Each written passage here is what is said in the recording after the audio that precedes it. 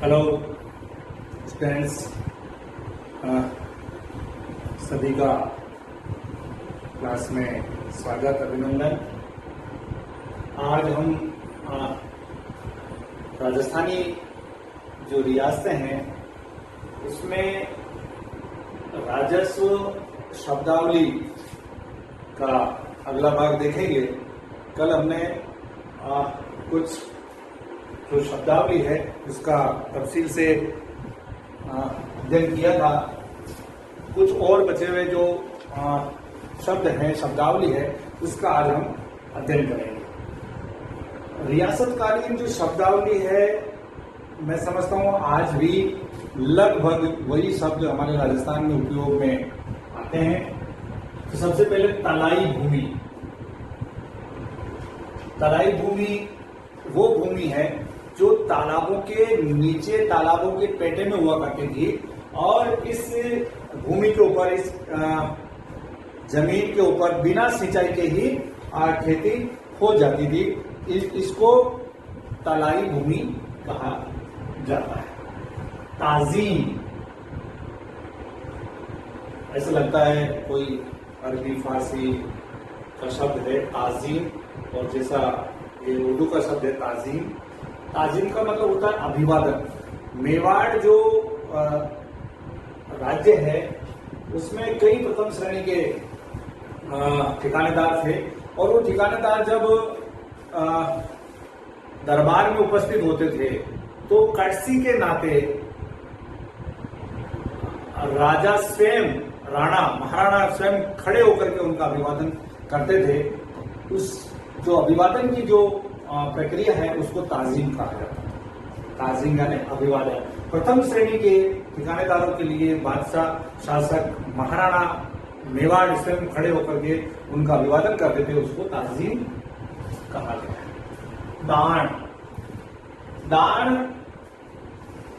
राज्य के बाहर से जो पशु या वस्तुएं जो राज्य के अंदर आती थी और वहां आकर के उनका व्यापार होता था, उस पर जो टैक्स लगाया जाता था, उन पर जो कर लगाया जाता था, लगान था, उसको दान कहा गया है। नान कर, ऐसे श्रमिक, ऐसे मजदूर, ऐसे लोग जो केवल रोटी के लिए राज्य में सेवाएं प्रदान करते थे, उन लोगों को नान कर कहा जाता था।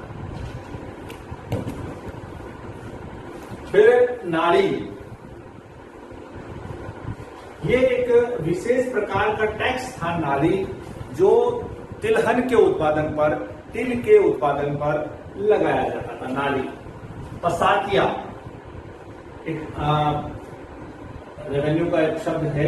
पसातिया ये एक ऐसी भूमि होती थी, पसातिया, जो सभी प्रकार के, तमाम प्रकार के जो लगान है, टैक्स है, उससे मुक्त होती थी। ये केवल जागीरदारों को या जो बड़े औहदेदार थे उनको ये राज्य द्वारा प्रदान की जाती थी। हालांकि उस ठिकानेदार या जो पसातिया जो भूमि पर काबिज व्यक्ति की मृत्यु होने पर, राजद्रोह होने पर उसको राज्य के अधीन कर लिया जाता था। पसातिया। पाही, पाही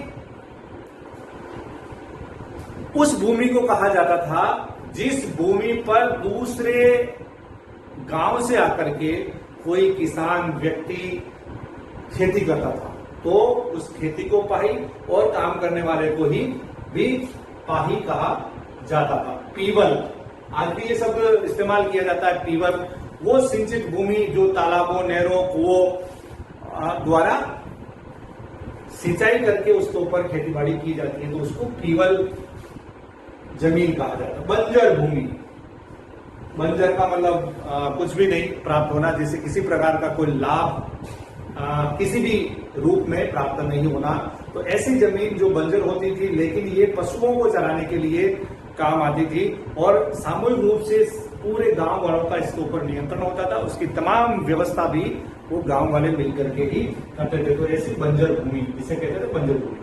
बटाई, बटाई एक प्रकार से उपज के भाग के निर्धारण की, उसको विभिन्न हिस्सों में बांटने की जो पद्धति है उसको बटाई कहा जाता था। जिससे मजदूर और कृषक व ठिकानेदार, जागीरदार कई हिस्सों में बंटने के बाद में राज्य का हिस्सा भी निर्धारित किया जाता था। तो इस संपूर्ण प्रक्रिया को बटाई कहा जाता था। मापीदार कृषक वो होते थे जो कि भूमि के मालिक होते थे, जिनको जमीन राज्य द्वारा दी जाती थी और वो उसके एक तरह से मालिक हो जाते थे। वो उसको गिरवी रख सकते थे, उसके ऊपर सिंचाई के साधनों का, नहर, कुएं, तालाब और अनुपजाऊ को उपजाऊ बनाना, उसके ऊपर और जो भी कृषि के विकास के लिए जो कुछ भी किया जा सकता था वो जो अपनी मर्जी से कर सकते थे, उसको बेच सकते थे, गिरवी रख सकते थे। ऐसे लोग मापीदार कृषक कहलाते थे। हालांकि इनके ऊपर राज्य द्वारा टैक्स भी था, लेकिन एक तरह से ये बहुत ही असली मालिक कृषि के ये लोग हुआ करते थे। बारानी, ये शब्द भी बार बार बहुत आता है। बारानी वो भूमि होती है जो वर्षा पर निर्भर होती है और वर्षा के माध्यम से ही इसके ऊपर कृषि कार्य किया जाता है। तो वो संपूर्ण भूमि जो केवल एक फसल देती है बारिश के आधार पर, उसको बारानी भूमि कहा जाता है। बीघोड़ी शब्द उस व्यवस्था के लिए काम में लिया जाता जहां बीघे के आधार पर उपज का निर्धारण किया जाता था। बीघेवार, जो सिंचित है, असिंचित है या कम उपजाऊ है जमीन, तो ऐसा नहीं हो कि पूरा एक ही साथ में उनका निर्धारण कर दिया। बीघेवार जो निर्धारण किया जाता था उस भूमि को या उस व्यवस्था को बीघोड़ी कहा जाता।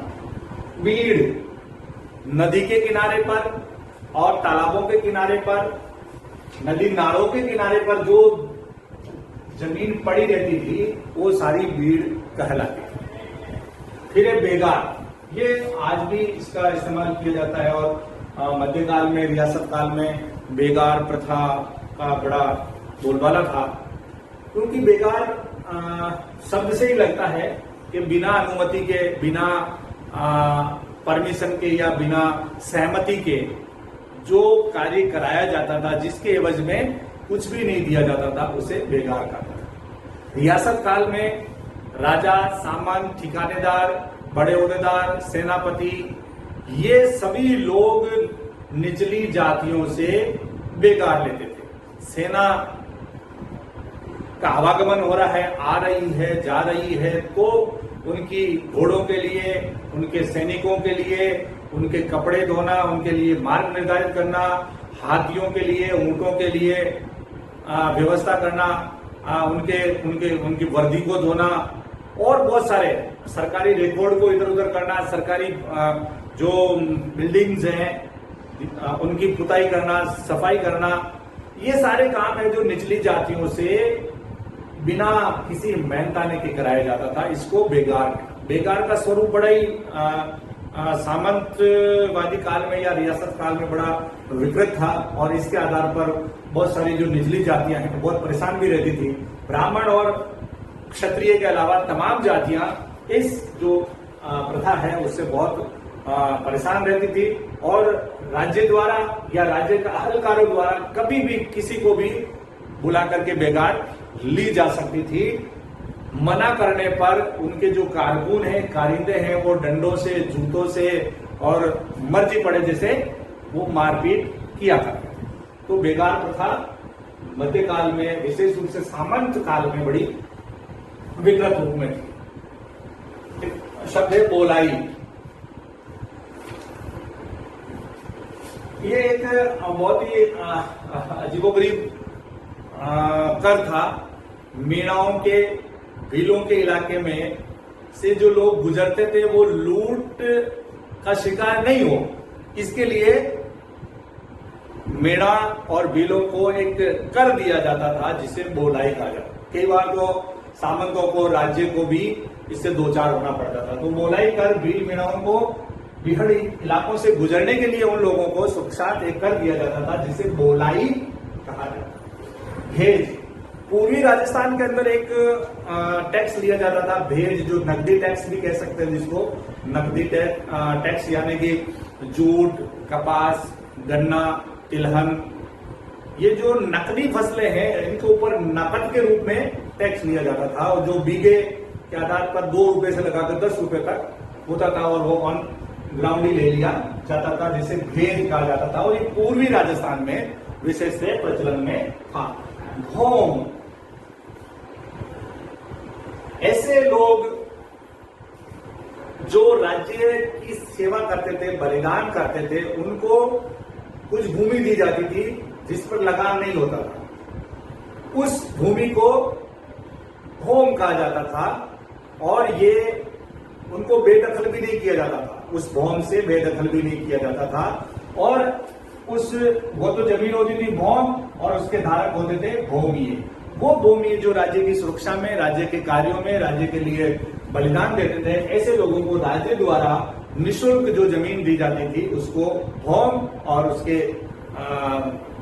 उसको धारण करने वाले को भौमिया कहा जाता। मगरा छोटे छोटे पहाड़ों से युक्त जमीन, पूरी की पूरी पहाड़ी इलाका, उसको मगरा कहा जाता है। मलबा एक मारवाड़ राज्य के अंदर एक ऐसा टैक्स था जो बटाई के काम में राज्य की मदद करने वाले लोग थे, उनके लिए एक कृषक द्वारा लिया जाता था। तो ये एक भूमि कर के अलावा एक मलबा का था, जो कि बटाई या उपज का निर्धारण करने के लिए जो व्यवस्था होती थी, उसमें जो कारकुन मदद करते थे, उनके लिए विशेष रूप से जमीन की सुरक्षा, भूमि की सुरक्षा के लिए कार्य लिया जाता था। मारवाड़ में लिया जाता था मलबा। माल, ये वो बिल्कुल काली जमीन होती थी, काली भूमि, जिसको माल कहा जाता था। मुकाता यानी कि एक मुश्त जमीन की लगान या टैक्स का निर्धारण करना, निश्चित करना कि भाई इस पूरे इलाके की या पूरे खेत की या एक किसान की या एक जागीरदार के अधीन जितनी भी जमीनें हैं, उनका एक मुश्त निर्धारण कर दिया जाता था, निश्चित कर दी जाती थी उसकी लगान, मात्रा। उस प्रक्रिया को मुकाता कहा जाता था। तो आज के लिए बस इतना ही। ये जो रियासतों की जो राजस्व शब्दावली है, उसमें अभी और मैं समझता हूं कि एक लेसन और हो जाएगा, उसके बाद में ये कंप्लीट हो पाएगी। मैं आज बस इतना ही। Jalaluddin Kathar, associate professor history, SD government college, Bihar. Thank you.